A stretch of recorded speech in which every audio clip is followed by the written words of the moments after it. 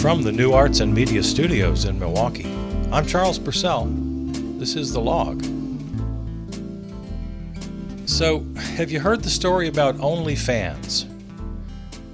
Here's one of those cases where you know more than I do, so I'm not going to pretend to be telling you anything. But I do know the latest headline you may not have heard. Of course, OnlyFans, the website, the social media platform that allows for folks to make some money online. They provide their entertainment services or whatever, and they ask for subscribers.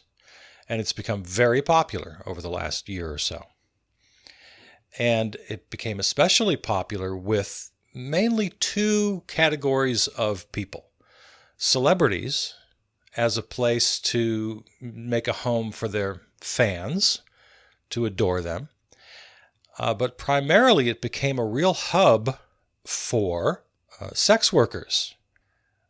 And that's what mainly, when people think OnlyFans, that's what they think of. Well, the big story recently, just in the last, couple weeks or so, the banking partners of OnlyFans decided they didn't like all this sex stuff, and it didn't meet their high standards. Banks have such high standards of morality. So OnlyFans announced that they would be eliminating that type of content, to the great consternation of many people, especially all of those sex workers who made OnlyFans a big hit, made them a whole lot of money. Others were nonplussed by the whole thing. Well, whatever, I don't care about porn. Others were happy. The moral scolds out there were very happy about it. But here's the latest news that maybe you didn't hear. OnlyFans has reversed their decision about explicit content after outcry. Reading now from the AP. OnlyFans says it has suspended a plan to ban sexually explicit content following an outcry from its creators and advocates for sex workers. The subscription site said in a prepared statement Wednesday that the planned ban was no longer required due to banking partners' assurances that OnlyFans can support all genres of creators. OnlyFans had said last Thursday that it would ban explicit content starting October 1st, blaming policies of banks and payment processors for the policy change. The new rules are necessary to comply with requirements of these financial institutions and are the only way to help ensure the long-term sustainability of OnlyFans, the company said in a message to users last week. OnlyFans has become famous as a place where sex workers can get paid in a safer way, as well as a space for celebrities to interact with fans. So there's the latest. My opinion, which doesn't count for much, is I think this is good news. I was a little bit late to the game, I have to admit, regarding sex workers. I never gave it much thought. I never thought of them as workers with rights, and I'm ashamed to admit that this wasn't on my radar. Other people were way ahead of me on this idea. And I have come to realize here in the last, few years that, if it's legal, and it is, obviously it's legal, barring, age requirements and any kind of exploitation. Yeah, if it's a legal service, then the people doing the work require every bit as much safety on the job. They deserve the respect of other workers. I'm not, that wasn't me. I was never judgmental of them. But I think where I was mistaken was I kind of assumed, and this is by way of confession, I kind of assumed that no one would work as a sex worker unless they were forced to. either by coercion, by human trafficking, or by economic necessity, out of sort of desperation. They were unable to get, for one reason or another, a quote-unquote real job, one that would be more acceptable. I just kind of thought, and I was wrong, that no one would do that of their own free will, of their own accord. But that's what I had to learn. And I've since learned that. And, how do you learn things? You listen. You listen to people. You take them at their word. And there are indeed sex workers who do it because that's their job, that's their profession, that's their chosen profession. So I've come around to this way of thinking. I've never been a prude. No, not at all. In fact, I would say, because I've been preaching against money since I was, a very young man for the last many, many decades, I've been preaching about how a world without money would be so much better. And in my argument, I would say that, well, if money wasn't part of the equation, if we built a world, if we built a society where goods and services were produced and distributed by other means through cooperation and not through the profit motive, I said in my argument, well, you'd probably have a lot fewer hookers because they're not forced to do that. And then in the next breath, I would say in my argument, and those who really enjoy being hookers, I shouldn't use that word, it's a terrible word, I'm sorry, I apologize.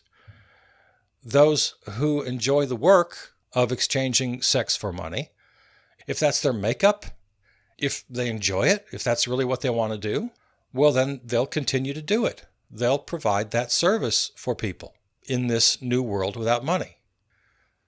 So I guess I always allowed for the idea that there were some people, and let's be honest, it's mostly women.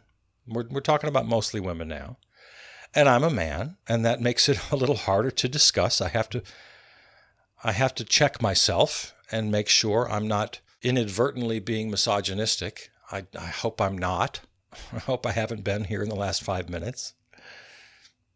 So yeah, I allowed for the fact that there were women who just enjoyed the work. This is the way they wanted to contribute to the world.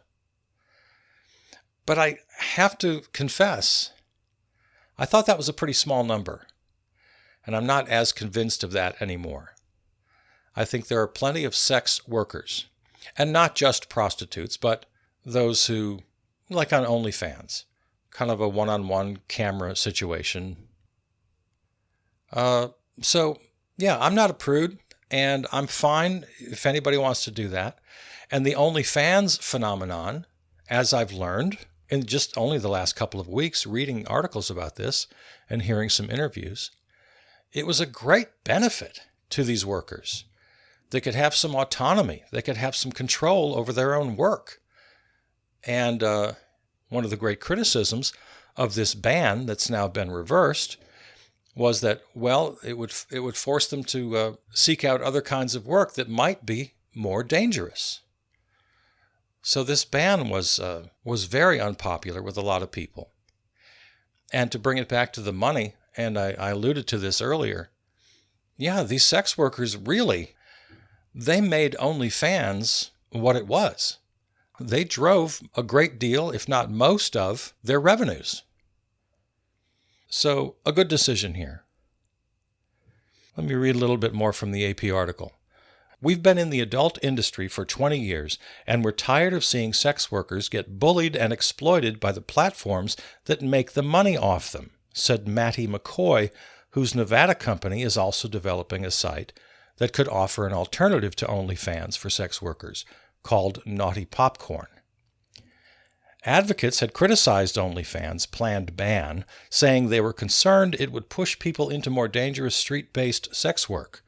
They say taking away a safer virtual space and cutting people's income makes them more vulnerable to the risk of being trafficked. So, having said all that, I think I'll still kind of stick to my old line that I've had for decades, and that is, if we lived in a better world, if we lived in a world where there was economic justice, or in the perfect world that I envision where there's no money at all, I think quite a few sex workers, I'm not going to try to guess how many, I think a lot of them would leave the profession. I think it's still a safe bet to say that many sex workers are there out of some sort of desperation. I don't know how many. There's got to be some. There's got to be a percentage.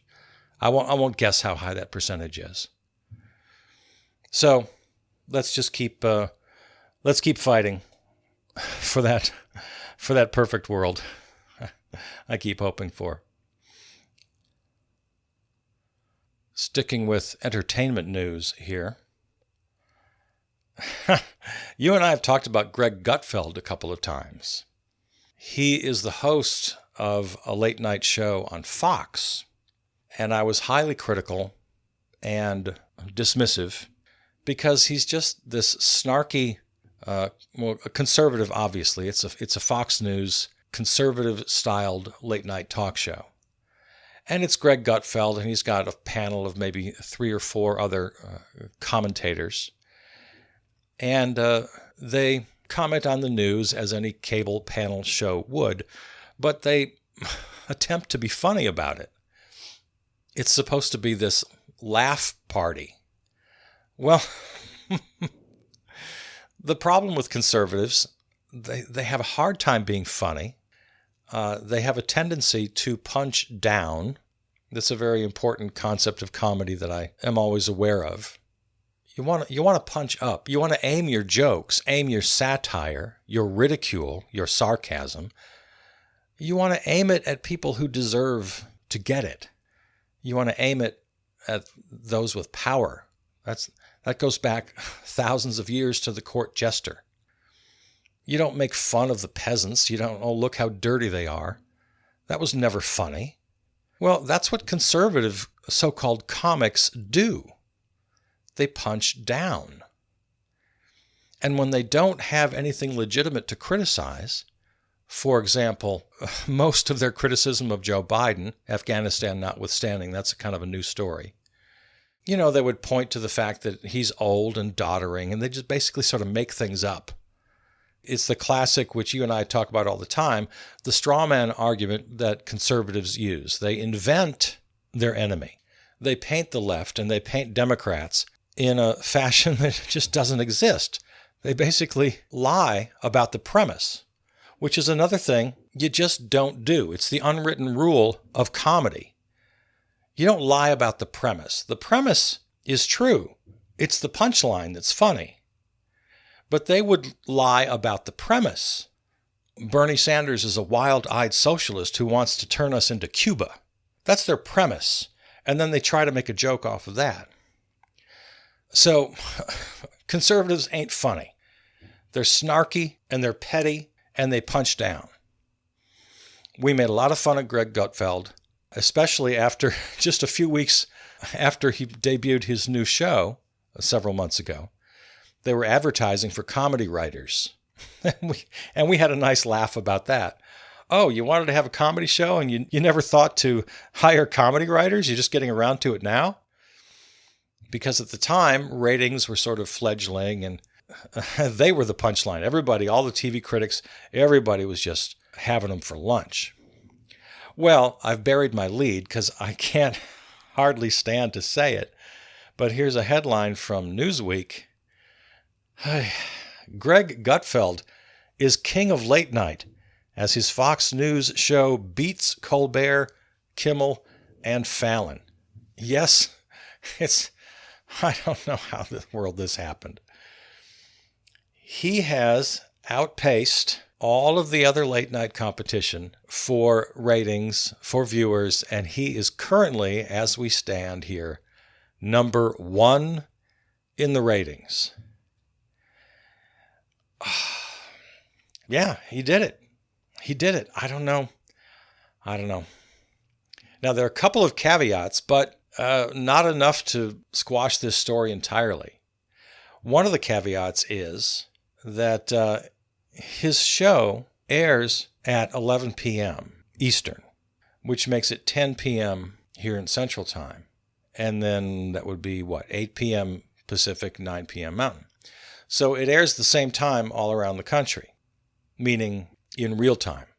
Whereas the other shows happen after your local news, whenever that might be, 11:30 or 10:30. So the point is, he's at all these different times. So it's not a complete apples to apples comparison. So if you're looking for, some solace here, that does give him some advantage. The other thing that gives him an advantage, and this is my own speculation here, not from the articles I've been reading, it's kind of like the 2016 Republican primary, when there were all of these bland, cookie-cutter Republican candidates, and then Donald, and he didn't have to get huge ratings, or in this case, huge vote counts. All the rest of them were so kind of similar and boring that they all canceled each other out. And the one really outlandish, exciting guy, the Orange Menace, wound up getting a plurality. Not a majority, but a plurality. So I think that's directly analogous to what's happening here. You got your late night guys, and they're all very much the same. And you and I have talked about the late night format quite a lot, because I find it interesting. And it's been around for a long time. It's a real institution. And I've been critical myself of the late night landscape, that they can be pretty timid. It's all kind of the same old stuff. Not very innovative, not very interesting. They have their moments, but for the most part, okay, whatever. You put Gutfeld into that equation, and he's the one guy who stands out, only because he's different, and he is kind of outrageous. And to my sensibility, completely obnoxious, but to a lot of folks, at least to enough folks, he's the answer.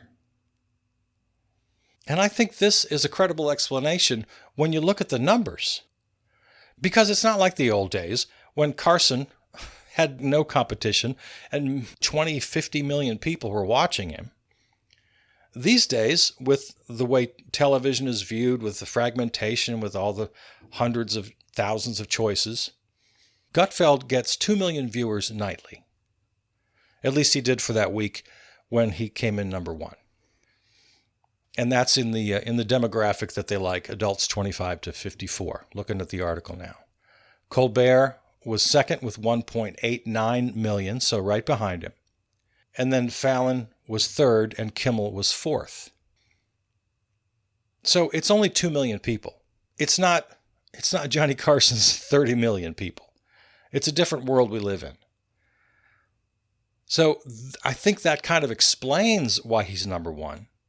And I can try to make myself feel better that America is really not completely lost its mind and falling off the edge. I don't want to admit that quite yet. It's only 2 million people out of 330-something million. That's a pretty small percentage. It's not like, again, to bring back the Carson thing, it's not like America is tuning in to watch Greg Gutfeld, this sort of heinous excuse for a human being. But I have to face the truth here. It's more than Colbert. It's more than Fallon. It's more than Kimmel. Now, I'm not a really big fan of any of them. I do watch Colbert's monologue, kind of regularly. I watch the late night news, and I leave it on and watch the monologue. I'm never really impressed. But occasionally, he does all right. I watch it more out of habit than anything else. By the way, just a side note, he has a cold open, what they call a cold open, before they run the theme song and, the big announcement. And on tonight's show, you start with a cold open, kind of like Saturday Night Live. It goes right to some little sketch. Well, Colbert, if you're not familiar with the show, he opens every show with a cold open. It's some little pre-taped bit. And I use that opportunity to go get myself a snack out of the kitchen or visit the bathroom or something, because I guarantee you it's going to be bad. I don't know. I don't know what the deal is with Colbert and how this gets past him and his producers, that they don't realize their cold open is consistently, like exclusively, always really, really bad and not funny. So, yeah, as you and I have talked about many times, I'm fascinated by the format of the late night talk guys, but I'm not really a big fan these days. I'll watch Seth Meyers' A Closer Look online at some point during the day, if I think of it. But that's about it. The late night landscape is really suffering right now, to the point where Greg Gutfeld is number one. Lord, what's happening to this world? Well, in other news, you know these big cargo ships, like in the movie Captain Phillips? Those big, huge ships that sail around the globe with the big containers, hundreds of containers of products from China mostly. Well, here we go. A zero-emission, crewless cargo ship is set to launch by year's end. Reading now from UPI. The Yara Birkeland, the first zero-emissions crewless cargo ship built by Norwegian company Yara International, is set to make its first journey by the end of the year. The ship will be monitored from 3 onshore data control centers when it makes its voyage between 2 Norwegian towns, CNN reported Wednesday. The fully electric container ship is designed to reduce emissions in the shipping industry, which currently accounts for between 2.5 and 3% of global greenhouse gas emissions. The crewless cargo ship was conceptualized in 2017 and can carry 103 containers at speeds up to 13 knots. So, okay, pretty good. I guess this is good news. A crewless, I wonder if they mean that quite literally. Is there no human soul on board at all? I don't see in this short article where they go so far as to say that. I wonder. I wonder. This is what the article implies. Innovation projects come with uncertainties and challenges, Yara International said in a news release. In particular, the autonomous logistics on land that have proven to be a challenge for the project. The construction of the ship has been done according to plan, with slight delays, including the fitting of the battery, control, and navigation systems. For the autonomous logistics on land, the project team continues to look for simplified solutions to this. Yeah, I guess, yeah, this article implies that it says crewless. I guess there's nobody there. Wow. I'm the captain now. Some robot is saying. Remember that? That's the famous line from Captain Phillips, the movie I mentioned. Yeah, that was the movie with Tom Hanks, where Somalian pirates take his ship. Did you know that line was improvised? At least I read that in an article. I haven't verified that independently, but I read in an article once. It was an article about famous movie lines that were improvised. I wish I could remember the other ones now. I'll have to look that up. But yeah, I'm the captain now, that one of the pirates says. And it's a great moment in the movie, and the line became sort of iconic instantly. And turns out that the actor, who got a lot of praise, I don't remember his name, he was an unknown before that movie, and unknown to me since, but he got a lot of accolades for that role. Yeah, he improvised the line. I'm the captain now. It became the catchphrase for the movie. Yeah, I've clicked on to the CNN article. I'm not seeing here. Yeah, they use the word crewless. Unless I'm missing something. Yeah, it's literally going to be out there on its own. How are they going to repel pirates? Is this a pirate's greatest dream? I guess they'd have to be pretty tech savvy to learn how to drive it. But I don't know. Seems if there's no crew. Maybe there's a robotic defense system as well. I don't know. They don't get into that. God, what's the size of the battery on that thing? Or does it take a million AA's? I don't know. See, that was the whole thing with electric cars. That was the sticking point for like 100 years. People have been trying to create electric transportation. And getting the battery down to a usable size was always where they failed.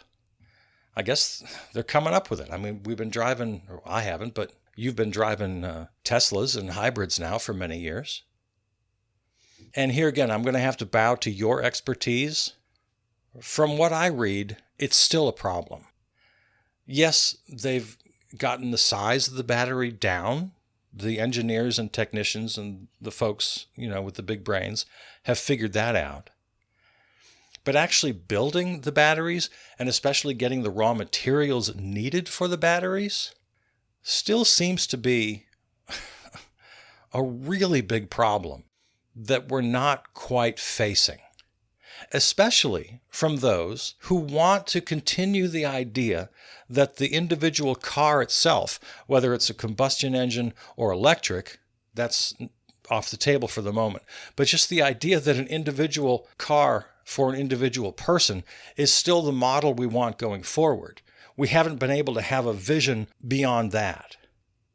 So many of us and so many in the industry are just tied to this idea without even questioning it. Well, of course, everybody's going to have their own car. And if you're a family, if you're a couple or a family, yeah, the mom's going to have a car, the dad's going to have a car, the teenager's going to have a car. Everybody, all God's children got a car. This is unquestioned by nearly everybody. Well, I absolutely question this. I don't care. Yeah, we got to get rid of the combustion engine. And yes, we have to have zero emissions. And yes, electric cars are better. But there are unintended consequences, and there are costs that I don't think are being squarely or honestly looked at. Tell me if I'm wrong. The battery issue is still a pretty big problem, right? So that's what's going on in your cargo ship news for the day. And I see by the clock, that went quickly. All right.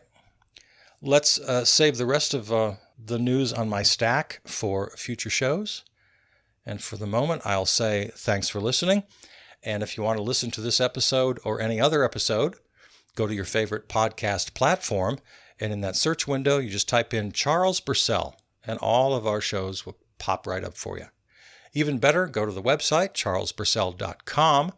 Everything you need is there, all the links to all the shows. On social media, of course, Facebook and Twitter, you can always find me there. Speaking of social media, when you do go there, please do share the show.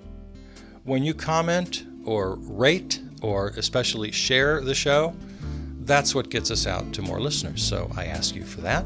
Thank you. Thanks to our flagship terrestrial station, Riverwest Radio, riverwestradio.com here in Milwaukee, and to Peter Donalds, who composed and performed our theme song. All right. I love you. I'm Charles Purcell.